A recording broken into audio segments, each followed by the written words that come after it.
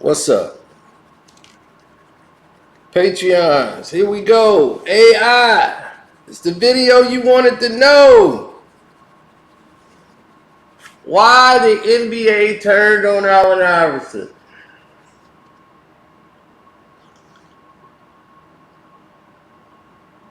Now,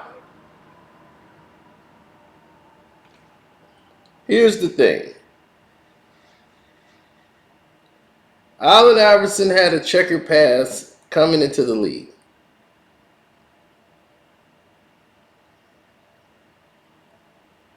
You know, Georgetown was gonna. I mean, he had all these other major universities that was gonna take a chance on him. And once he had his case, even though he beat his case, and was released, all these universities had turned their backs on Allen Iverson. You know, George Thompson was the only guy to really give him a chance and basically saved Allen Iverson's career and his chances and everything, So Allen, he didn't really bump too many heads there, didn't really get into any trouble. He just really played ball. He was the number one pick in the NBA draft. Now, after having the draft meetings, AI didn't have the cornrows, didn't have the tattoos at the time. Once he went down, that road, that's when things had started to navigatingly change. But before then, David Stern had his concerns. Um, the NBA deputy chief told him, hey, we got to kind of watch this kid. This is the first gangbanger we really had in the NBA. And that's how they looked at it. And they were worried about having him drafted number one in the draft overall. Because they saying this could end bad for the NBA. And we don't need a Len Bias situation where, a top star of the NBA don't even get a chance to play. So at this time, the NBA have their own NBA security and people that, monitor or keep guys out of trouble. Allen Iverson went on another different road where he didn't have this when he was drafted. And in his interviews, he's telling people that, hey, I keep a pistol on me, this is, the way I move. This is how I, navigate. And this is just it, And once he made that announcement in an interview that he always keeps a gun on him, the NBA set up a sting basically to have Allen Iverson arrested. And they pulled a gun on him. The NBA set that up. That case was never going to stick, but it was to show him, Allen, you can't carry a gun on you everywhere you go. And just definitely say that in an interview. So the sting was set up by the league. They set Allen Iverson up to be detained so they would find a gun on him.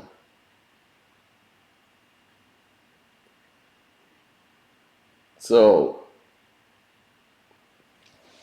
once again, details were sketchy, but they made that go away. Allen got it. Everything was great. He was rookie of the year. He was phenomenal. His rookie year, he had so many people going crazy over him. His shoes was selling out of the park. Like Allen Iverson was the spark that the NBA needed. Kobe wasn't that guy. They loved Kobe. He was the squeaky clean guy, but they were setting up down the road. Wouldn't it be great to have Allen Iverson versus Kobe Bryant and all these other talented players in the league? Kobe reminds you of a Jordan. Allen Iverson Reminds you of an Isaiah Thomas, and we can have a Jordan Isaiah thing going. They were already building this as their future. Now, when Allen Iverson traveled all the way up to go do a commercial shoot, he missed it, like the interview, everything. So he didn't make the NBA draft list. When they had all the number one picks and everything. But once Allen played, David Stern was loving this kid until he went and got some tattoos. He had the cornrow hairstyle. This was not sitting well with David Stern. David Stern called Pat Croce and said, "What is going on with Allen Iverson? We have this charity thing set up where he's supposed to speak to the kids. He's got his head rolled and some cornrows. Tell him we want him to get, or you should talk to him about getting a haircut." We had the players union rep call to try to get Allen Iverson to change his hairstyle, and they trying to do all these efforts. And if he comes out and talks to the kids, they kind of want him to wear his Reebok suit. Like he had a Reebok suit. They didn't want him to take it off. They did not want the kids to see those type of tattoos. And he's like, well, these kids are going to see it when I'm playing basketball. And plus, it's like 87 degrees outside. So, Allen Iverson shows up late. But he actually shows up in his, he had his 76ers gear on. He's there with Pat Croce and a couple of other people there. They see the kids. Allen Iverson, they wanted to see Allen Iverson do a shot with one of the kids. He takes off the top and has like a t-shirt, one of those extra long Reebok shirts, and he's got a do-rag like on his head, and he's dribbling with the kids and all that, and it's lovely. Everybody's having a good time.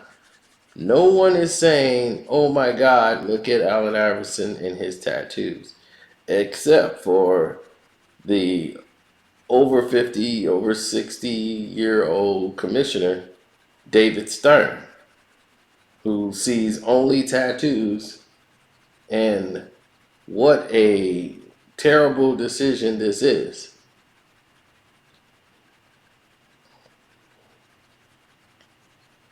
And right away, Allen Iverson became public enemy number one. Now, I'm not going to take you all through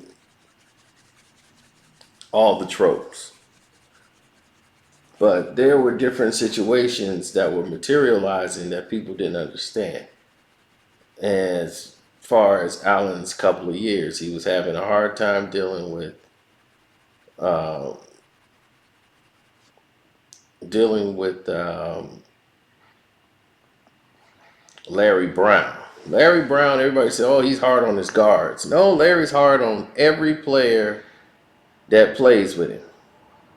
Now, Larry wants to win, but Larry likes it to be because of Larry. That's the way Larry plays. Larry wants to win, it's Larry. Everything is on his shoulders.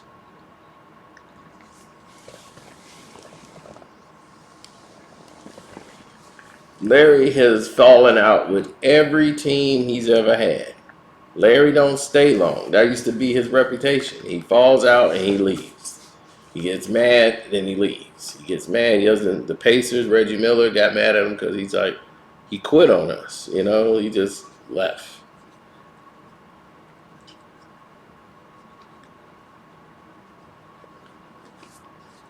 It's Larry way and no other way.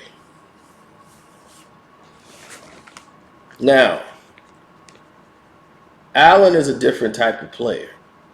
And that's going to always collide with the way Brown wants the game to go. But once Larry and Allen started talking, they became it was like this magical Cinderella story where they're going to send Allen Iverson to the NBA Finals. The Milwaukee Bucks were the better team. Milwaukee Bucks were incredible. They had more weapons, more scoring. There was like no way anybody could ever see the Milwaukee Bucks losing to the 76ers. But yet, Allen Iverson and the Sixers, it was in the most controversial playoff series someone had ever probably seen. The Milwaukee Bucks had even gotten to the point where they were thinking about suing. You know, Ray Allen came out, blasted the league. It was terrible the way they got jobbed out of the series. And then they went to go play the Raptors to see which one would go to the NBA Finals. Allen Iverson's rating at that time, he was the highest, like the biggest player in the history of the league. Right after this, something dramatic happened. He's the biggest talent in the world, Allen Iverson. But Allen Iverson is someone who always toed the line different. Other players are in the league who are coming in. These guys grew up watching Allen Iverson for the last 3-4 years. So their whole high school, they like, man, I looked up to you, Allen. You know, like this is it. AI is my guy. So they're dressing like AI. They got the Reeboks. They sagging the pants like AI. They got cornrows like AI. And now they starting to even get tattoos like AI. You know, and he's like, look, as long as Allen is wearing that sleeve on his arm, you know, I like him wearing that sleeve. Let's keep him wearing those sleeves. So it covers up most of the tattoos, and that's okay with majority of the sponsors. You know, the more covering he got, the better. But all these other players are starting to get tattoos, and the league can't say anything about it.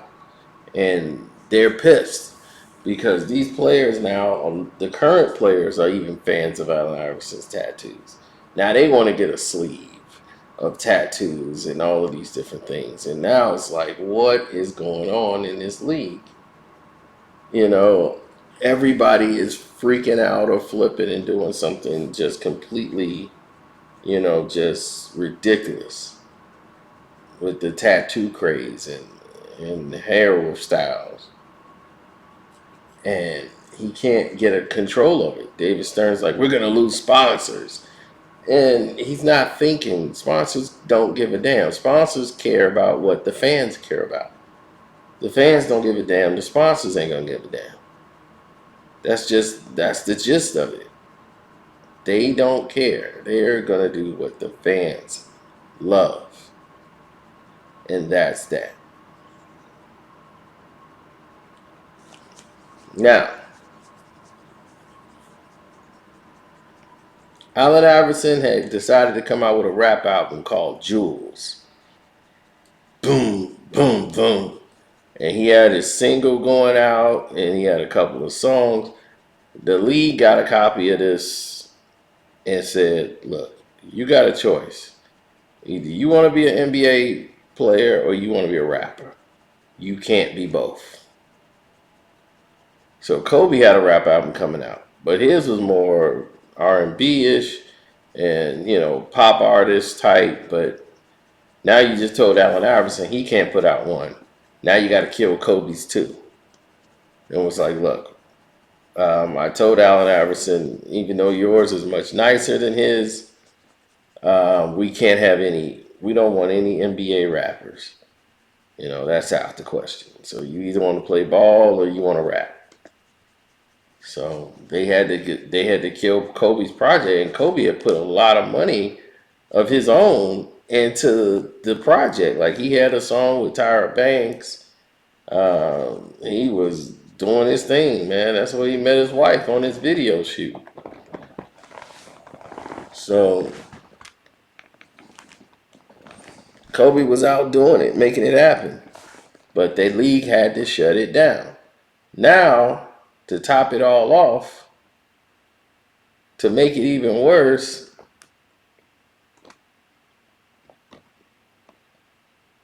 they went ahead and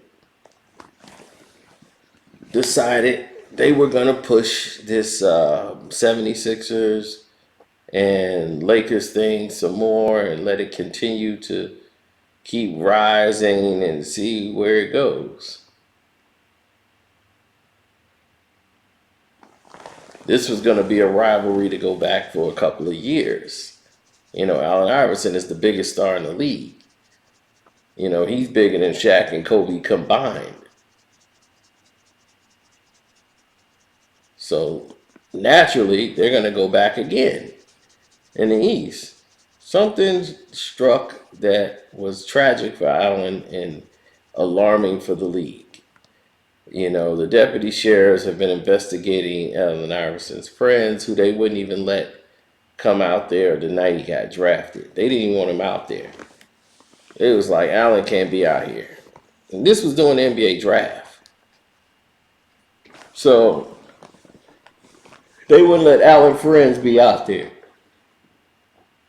Only his mom, his agent. So when he got drafted, he went all the way to the back and hugged his homeboys. And then that was caught on ESPN, and they hated that.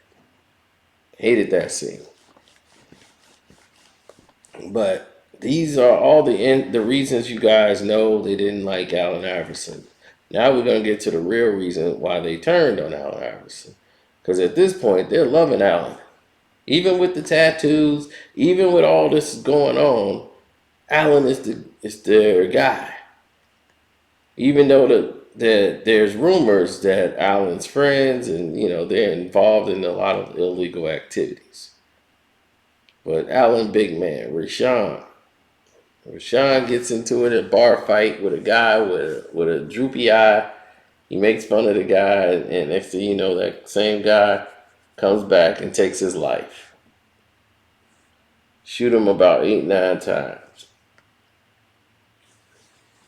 And Allen, when, you know, he learns about that, and he's devastated, and he's not the same. Allen is drinking more. He's being more volatile and more shut off. And he tried to play basketball to mask it, and they lose in 2001 in like the first round or whatever. And, you know, it's like, this is it. They had a whole argument about practice and Allen being late, and Allen was drunk. And, you know, do you remember the practice interview? And this is when Larry Brown says, I'm not finna trade you to Allen Iverson. You know, like, I'm not trading you and this and that, but we got to talk about practice and this and that. So the meeting was about practice. And Allen Iverson was actually buzzed that day. You know, he did an interview with people, but he was actually not in the right state of mind to do an interview. He was drinking. So,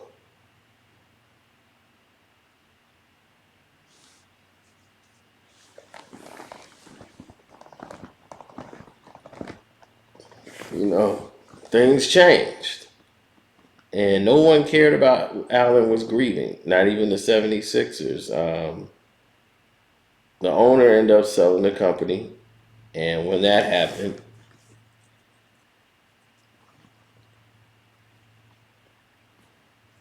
things went in another direction.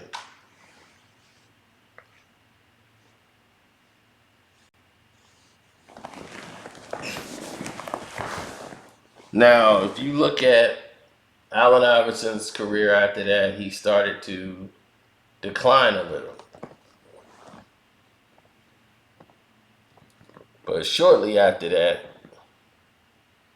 it was discovered that Allen Iverson was helping players in the league and other celebrities, like, they were being supplied with illegal firearms, illegal everything, and they were linking that to Allen Iverson's his group, and they had their crew that they called Crew Thick, and then they was gonna come out with a mixtape, and then they were gonna rap, and Allen Iverson was gonna pay for the rap label and all these different things. Now, Crew Thick had a different type of. They weren't Allen, you know. These were more street dudes from VA, and they were mean and nasty,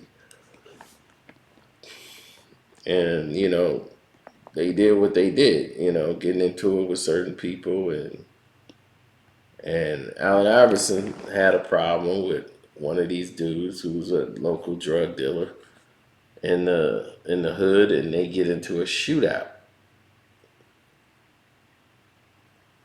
And this was the summer of 2003. Now, the media are writing terrible things about Allen Iverson. Like, certain people will always write terrible about Allen. So, this was just another reason for them to single out Allen Iverson. Now, it always seemed to be the core guys who worked closely to the league. That these guys, like Sam Smith and all these other Peter Vesey type guys, they were always there to write negatively about Allen. And they were conditioning other people to be, chosen to be on the dream team. And it was like, are you kidding? Allen Iverson is not on a dream team? This would be an Isaiah Thomas situation all over again if he's not invited to the dream team. So,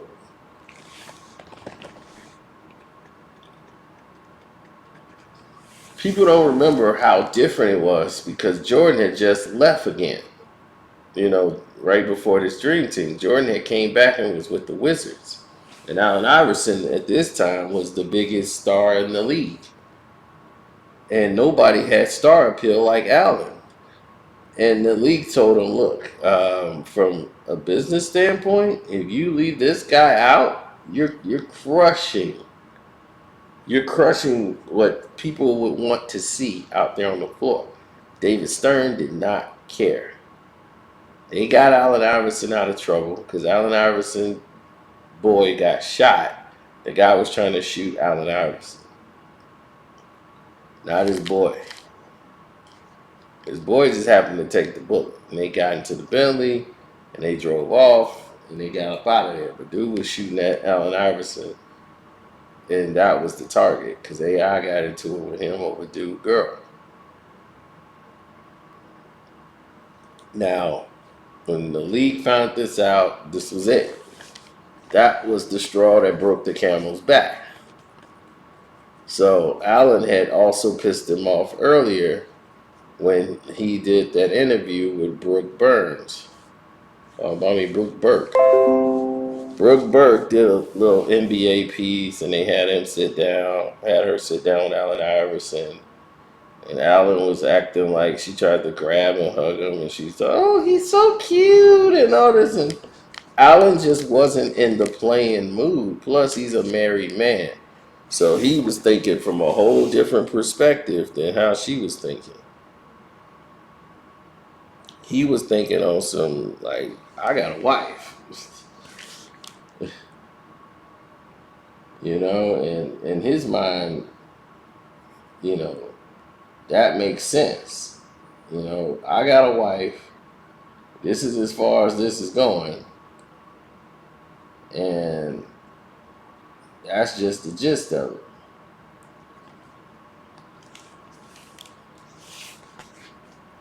So,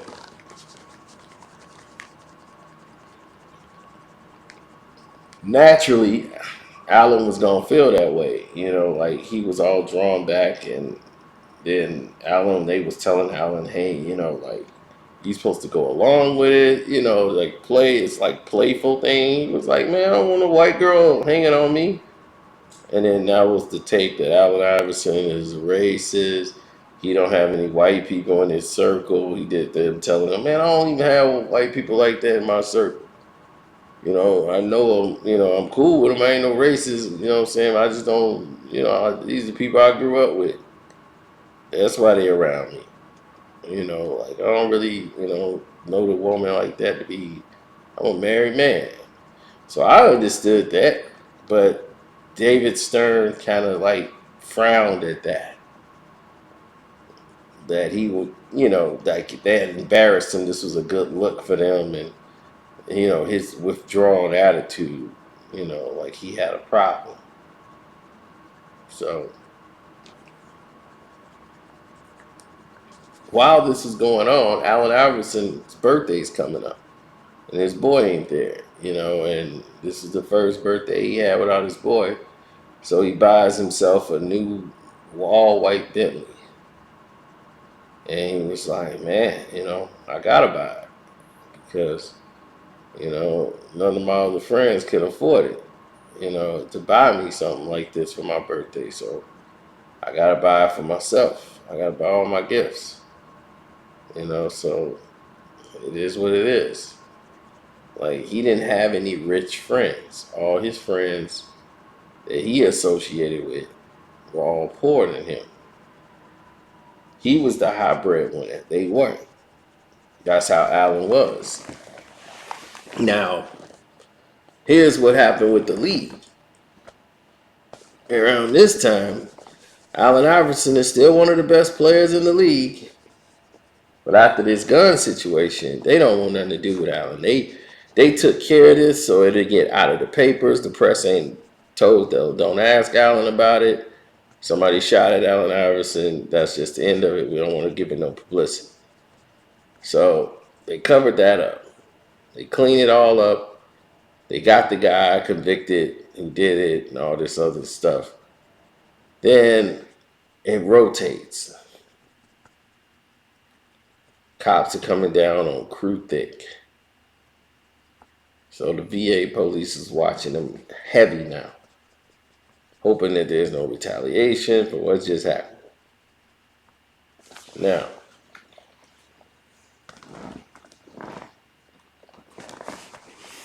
after this, Dream Team talk is coming around, and Allen Iverson's name was off the list. Larry Brown was the coach. He did not want Allen Iverson on the Dream Team. He got us like I had to coach Allen every day. Like I got to deal with him for this. I don't want to have to deal with him for another month. Larry was not enthused to have Allen there. Then that changed because they got everybody else there and they couldn't get people there. People don't realize that this was like the first time that the U.S. players were actually noticeably, traveling, because it was like 2 years after 9/11. So after 9/11 hit, people weren't too keen to be starting to travel around the world, out of the country.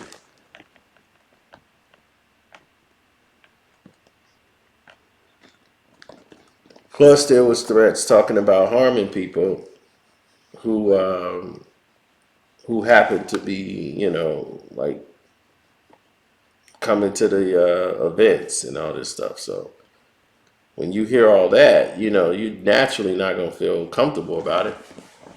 So people pulled out. T-Mac pulled out. So a lot of people pulled out. So this was like one of the youngest Dream Teams in history. Like most of these guys weren't even 23. LeBron wasn't. They weren't even 21. Him, I think D Wade was probably 21. But him, Carmelo Anthony, these guys were super young. The two team captains was Allen Iverson and Tim Duncan.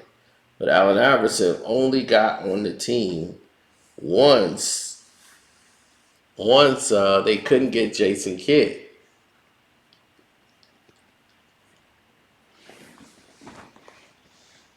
Jason Kidd had surgery, and they were going to put Jason Kidd on the team, but Jason Kidd had to have surgery. But a lot of people said he didn't want to play no-how. All these guys were pulling out. They did not want to play for Larry Brown. They didn't want to travel, and Larry Brown was a main sticking point.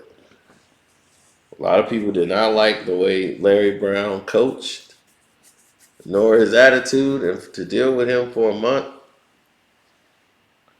that wasn't gonna happen. You all know what happened with him and Stephon Marbury. Marbury got into it with Larry Brown. AI tried to get in there and talk some sense into him and try to mediate it. It didn't work, and that was that was basically it. On the team, Allen Iverson stayed on a boat. He rented a boat. He stayed out of trouble. He stayed on the boat. That was it. Now the Dream Team, they had all these problems going on in the team, and when they lost, they were like 5-3 in the tournament. Allen Iverson was there to take all the blame, all the responsibility, while Tim Duncan, who was also a veteran NBA champion, never took any of the blame. He would always squeak out, and Allen Iverson would be the one talking.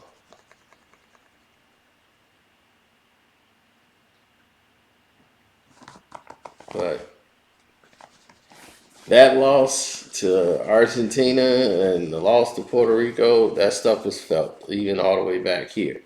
But guys over there, they were too young for these experienced players. They had never really faced any talent like this. Wade, Carmelo, and LeBron. So,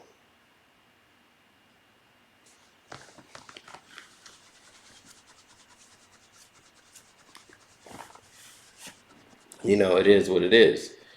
So at this time, Allen Iverson made it based off nobody wanting to go. But when it was all over, everybody blamed Allen Iverson. And he just took it. He's like, hey, even though we didn't win the gold, I feel like, this is the best of the best. So that's what all this really means. Like with Allen Iverson and everything. AI was the league for a long period of time. But they went to try to get Allen Iverson removed. They didn't think Allen Iverson was good for the sport. But they were doing anything they can to try to move Allen because at this point, Allen Iverson was him and Larry Brown that wasn't going to work. Allen had developed a gambling problem and an alcohol problem in his last, few years. Now, it was weird to us because Allen Iverson was the man. Like this was the guy. And it was quite noticeable that Allen Iverson, they wanted to move on from him because other players was coming in and they were just ready to get rid of Allen Iverson. He wasn't doing what he was supposed to do, and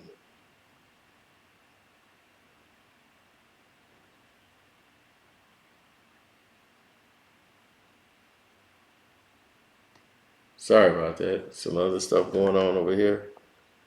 But the scales always change for him. You know what I'm saying? Like they always change the rules for Allen.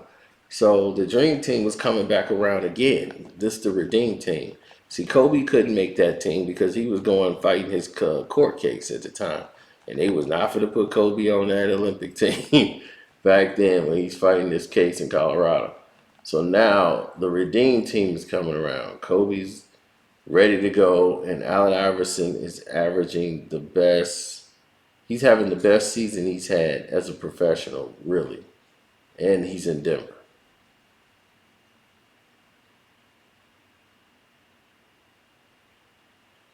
So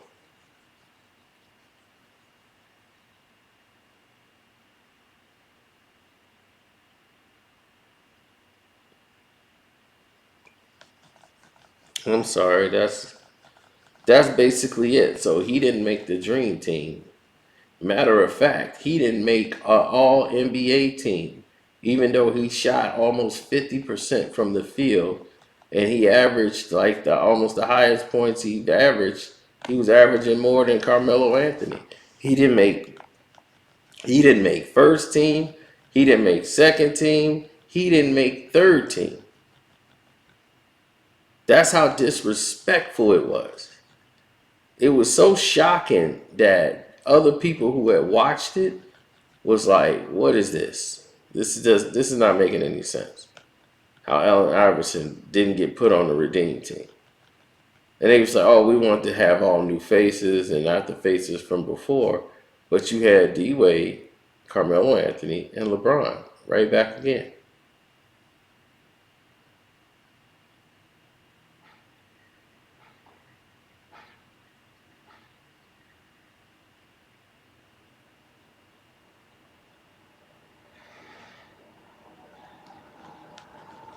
So anyhow, that should do it. That's why the league was mad at him. Uh, of course, they were really mad at Stephen A. Smith. He lost his show basically off the Allen Iverson interview and having Allen Iverson on there, and Allen just was saying what he wanted to say and all these stuff. So they ended up taking Stephen A. Smith's show off of ESPN. Um, it was a lot of garbage that went on during that time that the league probably wasn't, you know, apologetic enough to.